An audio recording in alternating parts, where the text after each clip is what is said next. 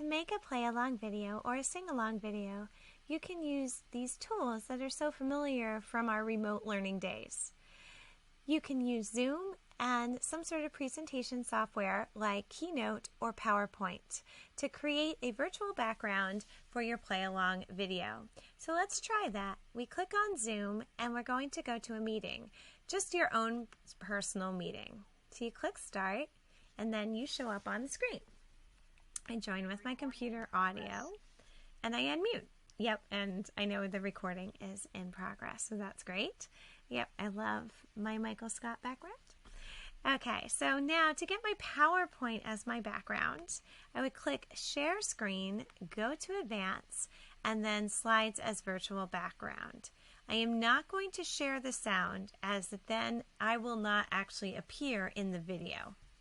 So we'll go into Share, and it will ask for my PowerPoint, and I'll tell it to open.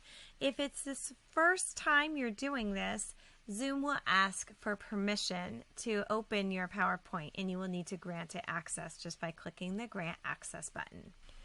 This could take a couple minutes, so we're going to speed up the video.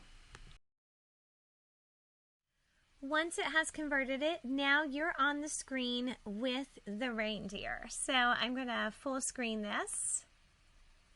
And there's three little dots right here you'll see. It does tell you that it allows you to resize the video, but you don't actually need to click the dots to do that. And this one will take you out of the video.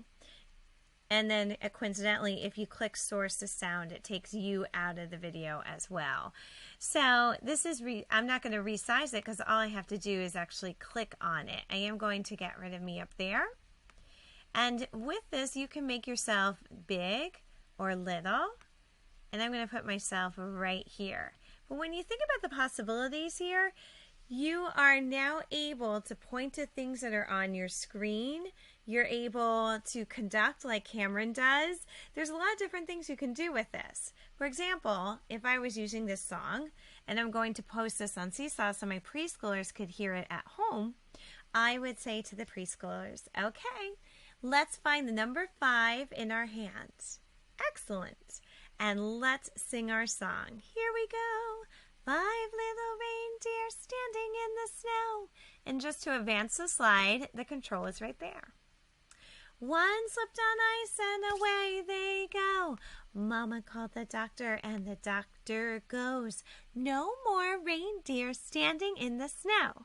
And it continues on. Now, it will not bring in any of the animations that you might put into a PowerPoint or Keynote file. So for me to animate this as the doctor's coming into the screen, I just separated it. So this is one slide and then this is the next slide. In addition, you cannot bring in music from your PowerPoint. So if you inserted or embedded music into your PowerPoint, it won't come in to do this.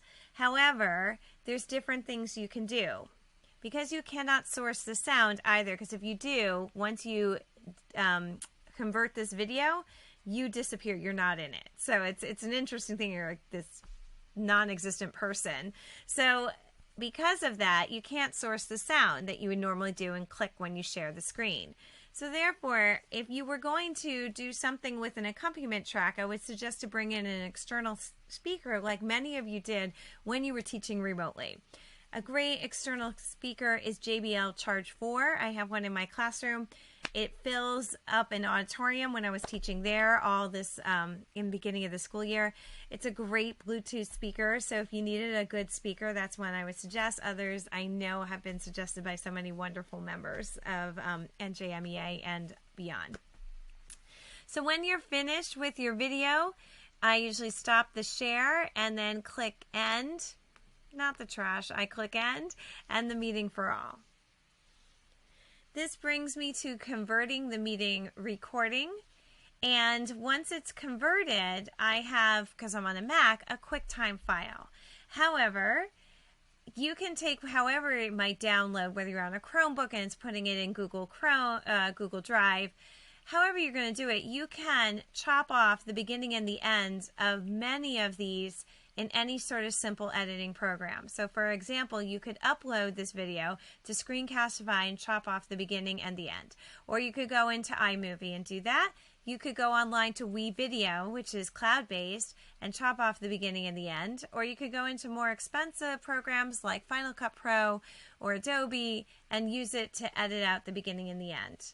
And then you have it. You have a video that has you singing, has you pointing at things on the screen, has you showing a ukulele with a lead sheet and chords, so the students get to see the music as well as you playing your ukulele. And again, when you see the video, it comes into something like this.